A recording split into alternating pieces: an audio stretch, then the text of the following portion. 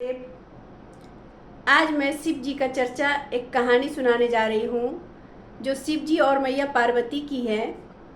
एक दिन शिव जी और मैया पार्वती कैलाश पर्वत पर बैठे हुए थे। तभी अचानक पृथ्वी लोक से रोने की आवाज़ आई। तो शिव जी बोले कि पार्वती ये क्या हो रहा है। तो चलो दोनों चल के देखते हैं। जब दोनों ने देखा तो बहुत कम उम्र की लड़की जिनके पति डेथ कर चुके थे, दुनिया को छोड़ के चल चुके थे, वो बहुत रो रही थी। अभी शादी होने से 4 दिन ही हुआ था। तो शिव जी बोले, पार्वती ये तुम क्या की, तुम किस तरह से सुहाग का आशीर्वाद देती हो। तो पार्वती कुछ नहीं बोली। बोली ठीक है, मुझसे गलती हो गई है और आज शाम में फिर किसी के यहाँ छठी था।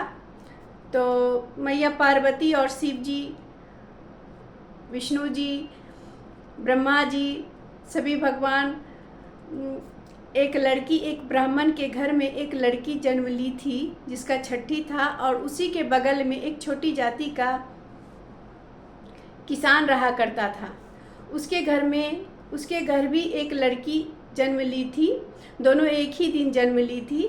तो दोनों का उसी दिन छठी का रात था और सभी भगवान उपस्थित हुए थे उसके घर में, दोनों के घर में। तो शिव जी अपना वरदान दे करके, विष्णु जी अपना वरदान दिए, सभी देवता अपना वरदान दे चुके। मैया पार्वती का पारी आया। मैया पार्वती सुहाग का वरदान देती है हर लड़की को। तो जब लड़की को सुहाग का वरदान देने लगी तो शिव जी जा रहे थे। तो मैया पार्वती उसका, शिव जी का हाथ पकड़ के अपने हाथ से देती है एक मुट्ठी सिंदूर उस लड़की के हाथ में।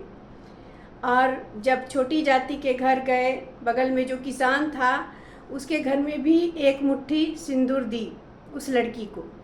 और शिव जी से बोली, देखिए मैं दोनों को बराबर सब कुछ दी हूँ और ऐसे ही मैं सबको बराबर ही देती हूँ। तो शिव जी कुछ नहीं बोले। बोले ठीक है चलो। फिर क्या था, मैया पार्वती और शिव जी चले गए कैलाश। ये दोनों लड़की धीरे धीरे बड़ी होती गई, खेलती कूदती। लड़की तो बहुत जल्द बड़ी हो जाती है, 12 साल की हो गई देखते देखते। फिर 14 साल की हुई तो वो ब्राह्मण भी विचलित होने लगे अपनी लड़की का शादी करने के लिए। और ये किसान जो छोटी जाति का था, किसान था, तो वो भी सोचने लगा मैं भी अपनी बेटी का शादी करा देता हूँ। तो ब्राह्मण और वो किसान में बहुत दोस्ती था। तो ब्राह्मण अपनी लड़की का जब लड़का देखने जा रहे थे तो उन्होंने कहा कि देखो मैं लड़का देखने जा रहा हूँ, तुम भी मेरे साथ चलो। उसी गांव में एक किसान भी रहता है और उसका एक लड़का है, चलो तुम वहाँ अपना लड़की का बात करना। फिर क्या था, दोनों मित्र अपना साथ चले।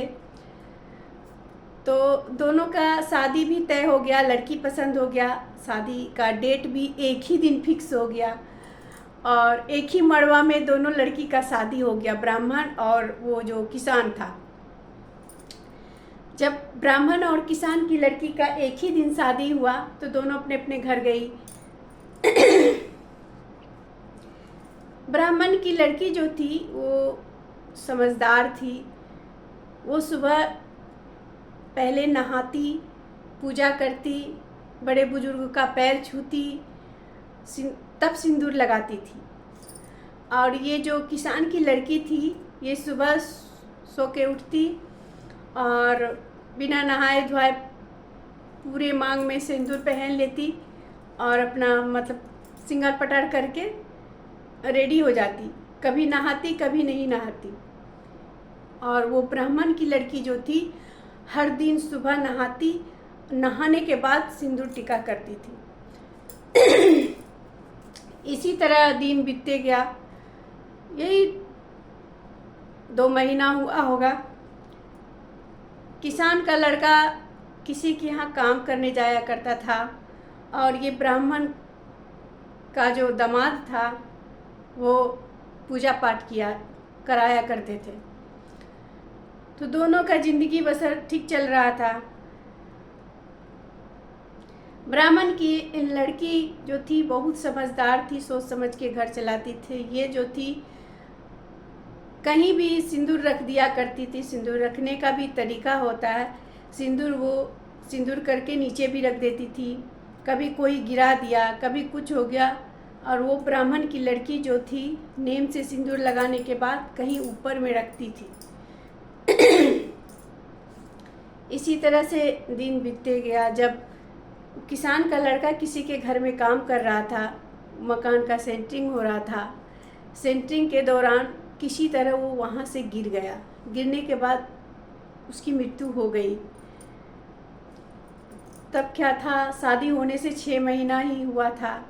लड़की पूरा चिल्ला के रोने लगी। और ब्राह्मण और ये दोनों का शादी एक ही दिन हुआ था, ब्राह्मण की लड़की और किसान की लड़की का। तब मैया पार्वती शिव जी से बोली कि देखिए, मैं किसी को कम या ज़्यादा नहीं दी हूँ सुहाग का वरदान, लेकिन नरी लोग में कुछ ऐसे हैं जो कि अपना सिंदूर खुद कम कर लेती है। तो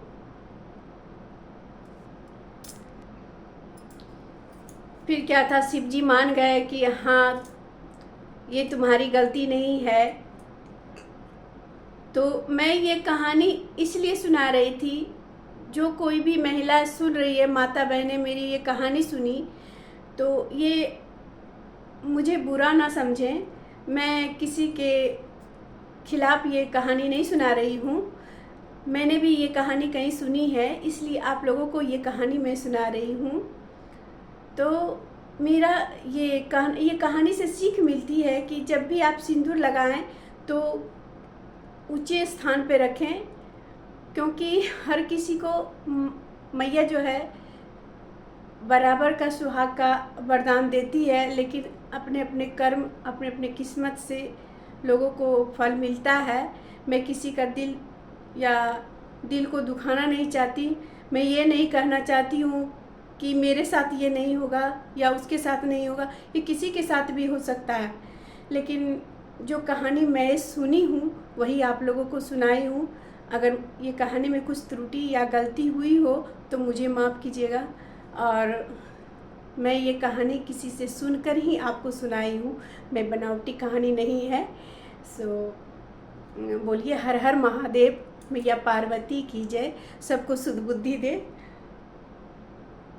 धन्यवाद।